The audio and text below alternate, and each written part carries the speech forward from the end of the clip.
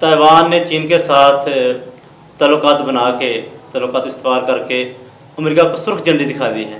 اس بارے میں کیا کہتے ہیں آپ؟ دیکھیں، جب کسی بڑی طاقت کا زوال ہوتا ہے نا جی تو پھر ہر طرف سے اس کو نا چترولی ہوتی ہے. اچھا.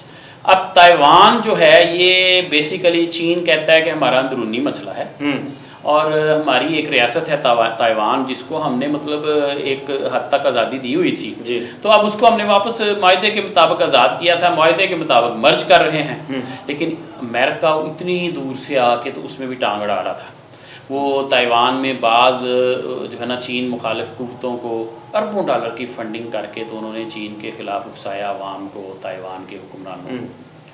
اب جب اس جنگ کے دوران تائیوان والوں نے دیکھ لیا کہ جناب امریکہ تو ہے نا اپنے وڈوں کی حفاظت نہیں کر سکا، وہ اتنی دور آ کے ہماری کیا وہ مطلب ہم مدد کرے گا یا ہیلپ کرے گا. انہوں نے بڑی عقل مندی کا مظاہرہ کیا. تائیوان والوں نے چائنا کے ساتھ جو کنفلکٹ چل رہا تھا، تنازعات چل رہے تھے، جو ان کے ساتھ ان کا موڈ خراب تھا، انہوں نے فوری طور پہ چائنا کے ساتھ اپنے تعلقات کو استوار کرتے ہوئے بہتری کی طرف لے گئے. اور ان فیوچر آپ دیکھیے گا کہ تائیوان چونکہ ہے ہی چائنا کا تو چائنا کا ہی رہے گا ظاہر. بالکل. لیکن ان فیوچر جو وہاں پہ امریکی قوتوں کو پشت پناہی حاصل تھی وہاں سے امریکہ سے، اور وہ امریکی پشت پناہی کی وجہ سے چائنا کے خلاف وہ قوتیں جو کام کر رہی تھیں، اب آہستہ آہستہ وہ وہاں سے غائب ہو جائیں گی اور وہاں پہ بھی صورتحال بالکل ٹھیک ہو جائے گی.